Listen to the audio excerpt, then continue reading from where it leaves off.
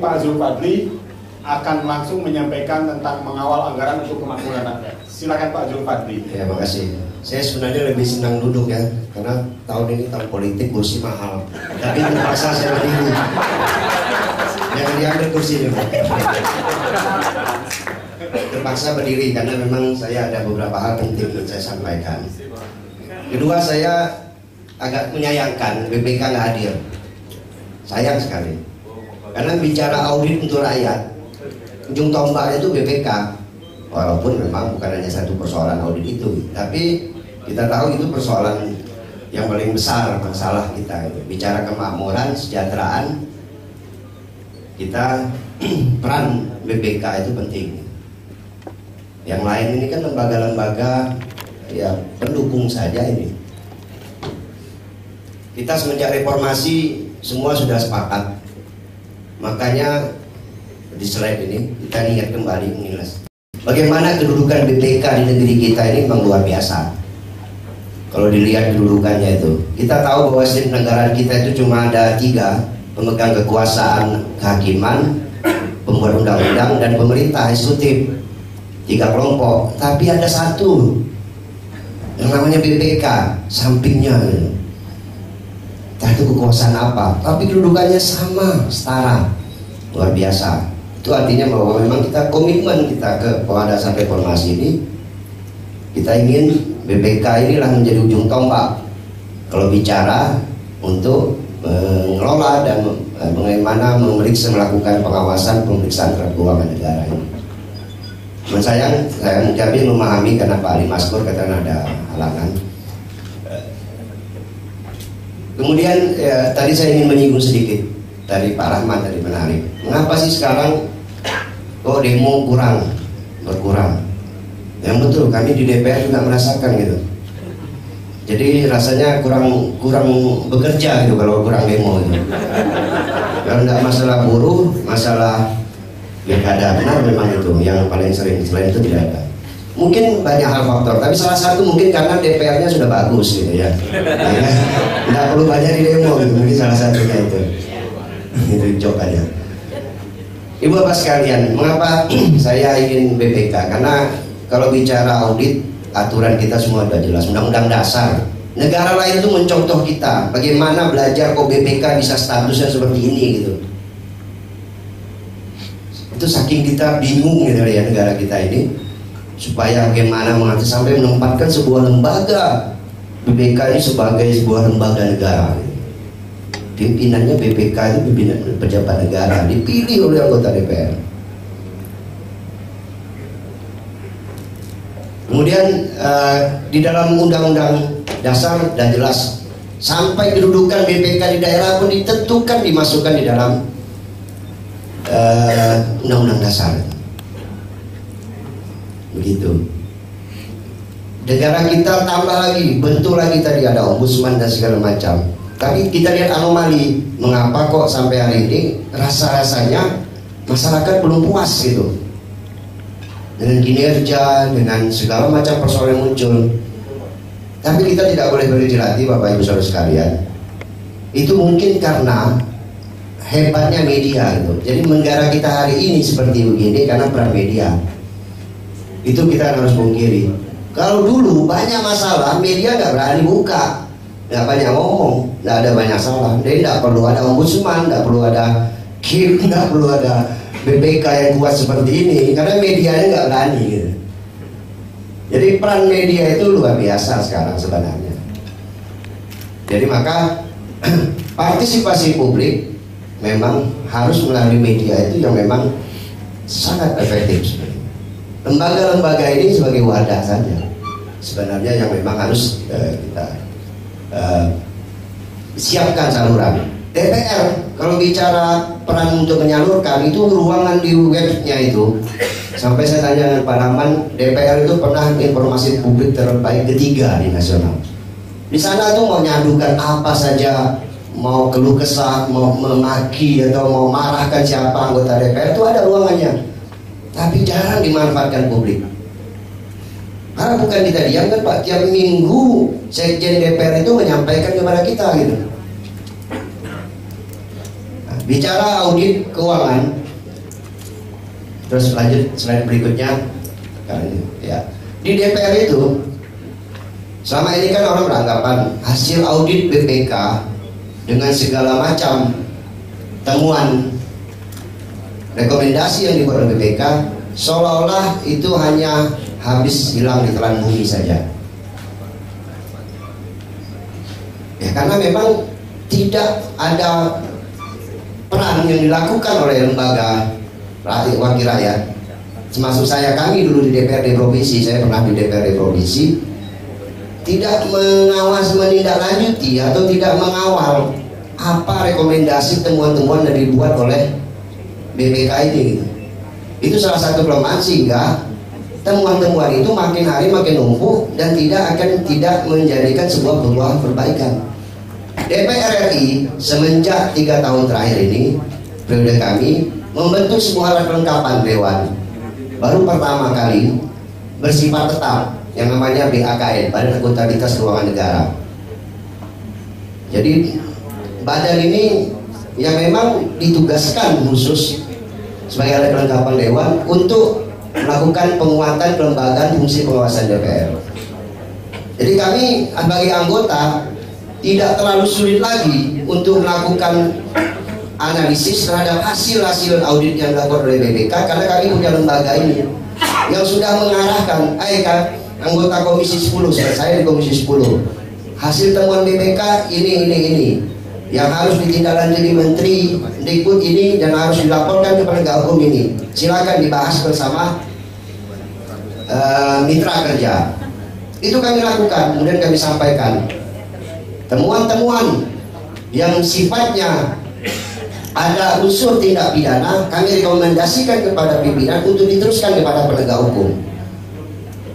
Bahkan kalau ada indikasi-indikasi potensi kerugian negara yang besar, kami tidak lanjuti dengan minta audit investigasi. Contoh berikutnya. Nah, ini bentar sebelum audit investigasi, saya ingin sampaikan bahwa BPK selama ini perhatian orang hanya kepada satu tugas pemeriksaannya saja, yaitu pemeriksaan laporan tahunan, laporan keuangan. Itu saja yang menjadi perhatian publik ya orang semua. Padahal pemeriksaan yang ditugaskan kepada BPK itu ada 3. Ada pemeriksaan tahunan, semesteran itu, laporan keuangan. Kemudian ada pemeriksaan kinerja, audit kinerja, dan ada satu lagi yang audit atas permintaan tujuan tertentu, pemeriksaan dengan tujuan tertentu, PDT, atau audit investigasi. Selama ini kita semua sorotan kepada, dan lebih uniknya lagi, semua berlomba-lomba mencapai nilai WTP. Ini juga aneh. Ini harus diluruskan oleh BPK. Seolah-olah WTP itu jadi cita-cita gitu. Tadi Pemprov Kalbar mengatakan dari WTP ingin WTP, semua kementerian juga begitu. Padahal WTP itu tidak menunjukkan sebuah kinerja, sebuah keuangan gitu. Itu hanya soal pelaporan. Sesuai nggak dengan sistem akuntabilitas gitu. Saya heran, ada kepala daerah, bupati dapat WTP, masuk orang besar-besar, bangga. Memang betul dari pelaporannya, akuntansinya benar, aturannya Pak Dian Patria, tukang periksa misalkan benar. Tapi betul nggak uang itu sampai ke rakyat? Betul nggak tepat waktu? Seperti keluhan dari Ibu KP4 tadi banyak terlambat. Itu tidak merupakan bagian daripada penilaian wajar WTP itu. Disclaimer dianggap wah daerah gagal. Disclaimer itu karena dia tidak bisa membuktikan saja bahwa dia tidak baik sistem pelaporannya, padahal mungkin saja kinerja keuangannya baik, pelayanannya baik gitu, tepat sasaran. Kayak Kemdikbud mitra kami sudah 2 tahun disclaimer Kemdikbud, tapi penilaian dari hal lain, tingkat kepuasan stakeholdernya baik, lakibnya baik gitu. Jadi jangan persepsi masyarakat tuh bias gitu Pak. Ini harus diluruskan oleh kita semua, termasuk BPK. Jangan dijadikan WTP ini jadi sebuah award gitu Pak, ukuran gitu. Itu menyesatkan menurut saya. Berlomba-lomba WTP memperbaiki nambah SDM, tapi tetap aja korupsi, tetap aja kebocoran ketersediaan negara, nggak ada artinya. Kalau masyarakat kan beranggapan pada WTP harusnya bebas korupsi, padahal nggak ada kaitannya gitu. Itu hanya saya. Ini yang perlu diluruskan menurut saya kepada masyarakat, bahwa tugas daripada pemeriksaan yang dilakukan oleh BPK itu sebenarnya jauh lebih penting, yaitu adalah pemeriksaan kinerja, audit kinerja. Tugas yang kedua, yang itu nampaknya memang harus didorong lebih banyak lagi gitu. Bagaimana pelayanan rumah sakit Sudarso? Bagaimana pelayanan tadi disebutkan mengantri bayar pajak motor mobil di mall? Harus diaudit. Jangan-jangan biayanya Pak lebih besar ongkosnya gitu dibanding pendapatan gitu. Memang di mall orang muda ujung-ujungnya menyewa tempatnya lebih mahal. Itu kan hal-hal seperti itu. Itu yang harus kita luruskan ya Mas. Yang penting kinerja. Yang terakhir itu permintaan dengan tujuan tertentu, pemeriksaan. Ini juga penting. Bagaimanapun kita ingin mengelola pertanggungjawaban keuangan negara ini, kita tidak bisa menghindari bahwa memang perlu ada sebuah sanksi terhadap sebuah pelanggaran penyimpangan yang dilakukan gitu. Efek jerah itu harus dilakukan terhadap memang hal-hal yang sangat menimbulkan potensi kerugian negara yang sangat besar. Nah, saya berikan contoh DPR. Contoh saja nih Pak, 3 kasus besar ini atas permintaan DPR, pemeriksaan dengan tujuan tertentu. DPR yang minta ke BPK, karena DPR tahu bahwa BPK yang paling kompeten memang tugasnya untuk melakukan pemeriksaan investigasi atas masalah pemberian 7% saham investasi PT Newmont oleh pemerintah. Bahkan pemerintah menggugat, tapi kalah kan oleh MK. Begitu kuatnya hasil audit investigasi yang dilakukan oleh BPK atas permintaan DPR ini. Yang masih hangat, investigasi atas kasus PT Bank Senturi. Waduh, itu bahannya luar biasa. Itu hasil tugas daripada audit lakukan. Mengapa kita minta DPR? Karena begitu kita lihat potensi kerugian negara ini luar biasa dan melibatkan diindikasi dugaan banyak pejabat-pejabat negara yang terlibat dalamnya. Nah, yang sekarang ini yang paling lama ini, kebetulan saya ikut melahirkan usulan ini waktu rapat di Panja di dalam Komisi 10 mengevaluasi tentang P3SO ini. Saya mengusulkan dalam forum komisi itu minta supaya DPR mengajukan investigasi kepada BPK untuk melakukan kasus Hambalang. Ini hasil audit investigasi tahap pertama BPK sudah mengindikasikan, baru tahap pertama, ada tahap kedua lagi, sudah potensi kerugian negaranya 265 miliar lebih dari proyek yang sudah dikeluarkan 675 miliar. Dan proyek itu sekarang terhenti. Akan menjadi apa persoalan itu baru, dan itu dari hilir, hulu sampai hilir, masih mulai dari nerbitkan sertifikat sampai uangnya, pengaliran dananya, semua terjadi penyimpangan hasil temuan. Nah, itu hal-hal itu semestinya audit-audit seperti ini juga harus menjadi perhatian bagi BPK, termasuk DPRD. Mudah-mudahan DPRD nggak ada yang hadir ya.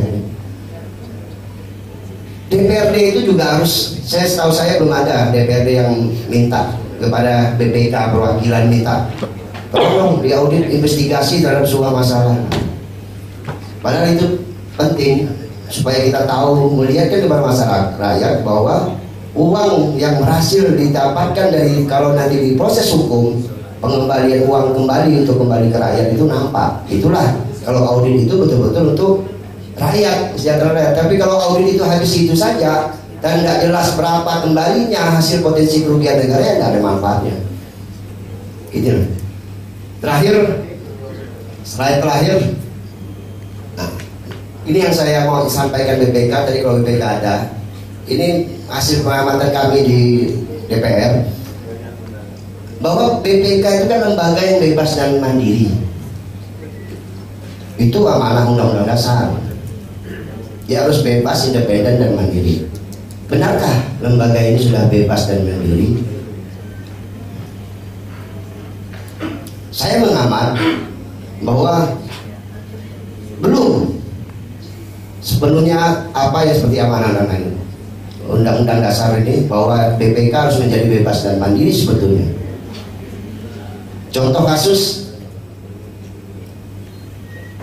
BPK ada bocoran hasil daripada audit BPK terhadap Hambalang. Sebelum audit itu resmi, keluar bocoran. Dan saya yakin bocoran itu resmi sebelum masih draft, tapi itu benar. Kenapa? Ketika resmi keluar, saya bandingkan, saya kena terima. Saya bandingkan sama persis, hanya bedanya satu yang sebelumnya tidak ada nama Pak Andi Marangeng, yang berikutnya setelah resmi keluar nama Pak Andi Marangeng. Hanya itu aja beda, yang lainnya sama. Artinya apa? Bahwa ada intervensi dari pihak luar tertentu terhadap investigasi yang dilakukan oleh BPK. Saya berani menyimpulkan itu karena saya punya bukti itu, gitu. Karena saya mendapatkan pertama bocoran itu dan saya bandingkan dengan keluarannya. Tapi apa? Ya, yang terjadi sekarang apa? Hasil audit ini menjadi kepentingan politik. Padahal persoalan Hambalang ini banyak pihak, akhirnya diperiksa hanya AM saja tersangka, belum juga diperiksa lebih lanjut. Bahkan Pak Anas Urbaningrum disebut-sebut terus, tapi pihak yang lain bagaimana? Jadi digunakan kepentingan politis. Padahal BPK harusnya bebas dari kepentingan. Itu baru kasus yang jelas kenapa saya rasa. Belum lagi yang lainnya. Kita ingin bebas betul, mandiri betul. Jangan, kalau di daerah dia, ya jangan takut walaupun bupati dengan DPRD dia harus di tengah, nggak boleh. Dilindungi undang-undang itu. Nggak boleh kita dengar nanti ada auditor diusir di kabupaten. Itu ada terjadi, Pak. Masih ada kita dengar auditor datang ditakut-takuti, halang-halangi. Ini tantangan BPK. Kalau itu masih terjadi proses itu ya kita. Yang kedua, masih menjadi momok. Jadi BPK ini masih menjadi momok oleh auditor, oleh lembaga yang terperiksa. Memang betul, pada dengar audit udah takut. Pada apa ya? Ya berusaha kenal nggak dengan auditor itu. Gimana auditor itu diajak makan? Itu masih kita dengar lah. Hal itu momok masih dianggap itu audit itu seperti penyelidik, polisi, berarti penegak hukum gitu. Ditakutkan masih. Padahal harusnya mindset kita harus kita rubah.